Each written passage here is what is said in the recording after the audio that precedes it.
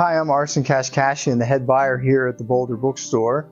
Welcome to our YouTube channel, and I'm here to talk today about something I am very, very passionate about, and that is Percival Everett.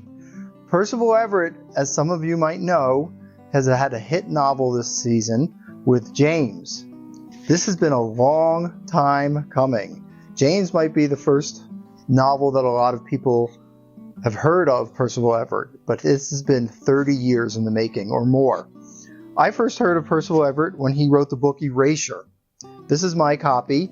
He was almost forgotten at the time of this release of this book in, I think, 2001. University of New England Press. Yes, they no longer exist. They are not known for fiction. I can't name another novel they published besides this one.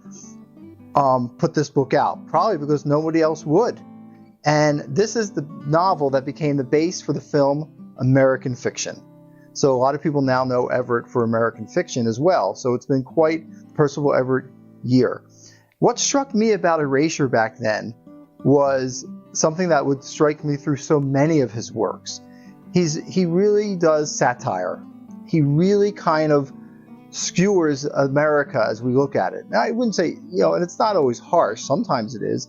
But he looks at us kind of aslant, and he shows up an absurdist vision of ourselves that makes you realize how absurd the real America is. And in Erasure, as if you've seen the movie American Fiction, which is a very good adaptation, I think, of this novel, it's a black writer who can't get published because he's not black enough. And meanwhile, somebody who's just spent a few weeks in Harlem writes a very stereotypical book that makes the bestseller list. So our hero in this book goes on to do a spoof, and the novel within a novel is published in this book. So you get like a 90-page novel within a novel here.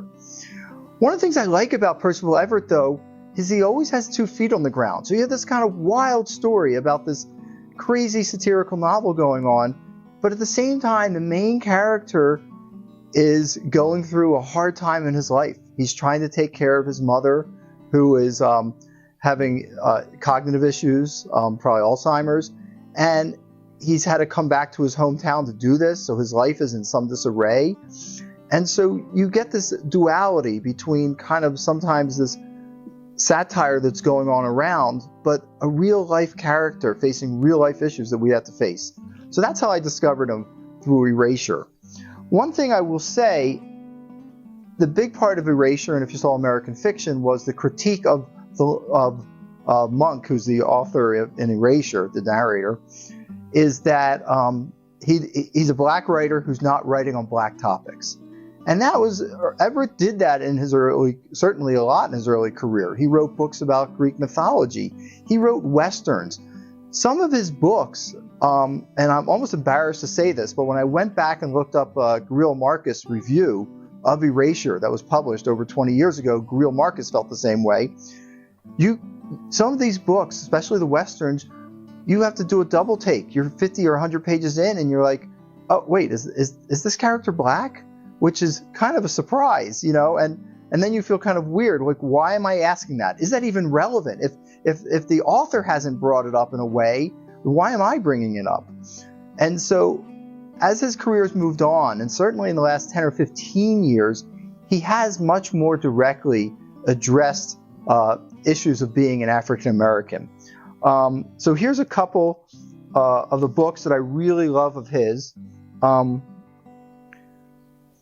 The Trees was shortlisted for the Booker Prize just a couple years ago.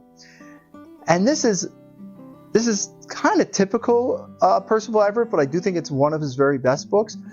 It's about the people, the sons of the people who killed Emmett Till are being murdered one by one.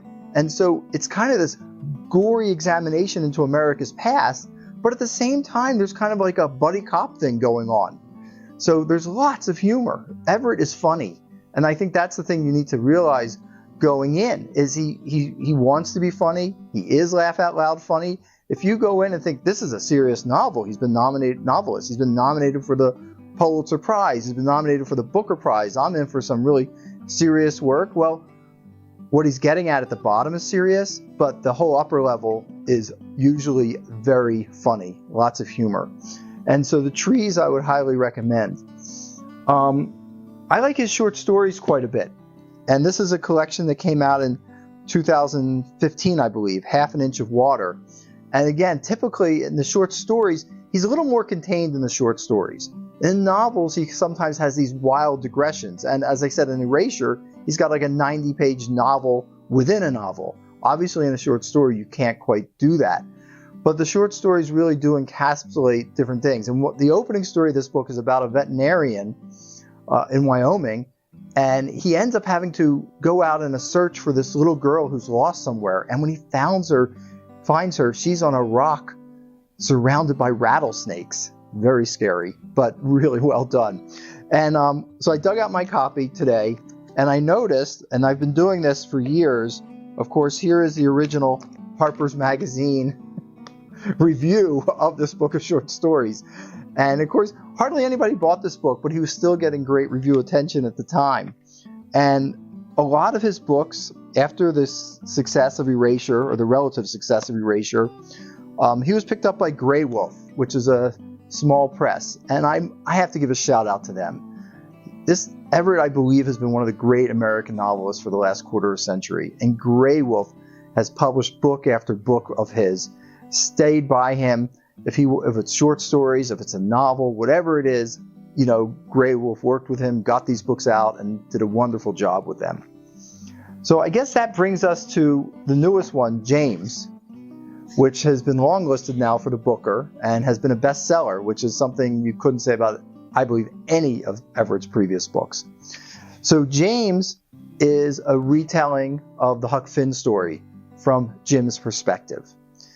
And the thing that gets me about James is how well he does it. And I was a little hesitant in some ways. Like, I don't know, do I really want it? Is this really a book-length thing? Should this maybe be a short story you could do this as?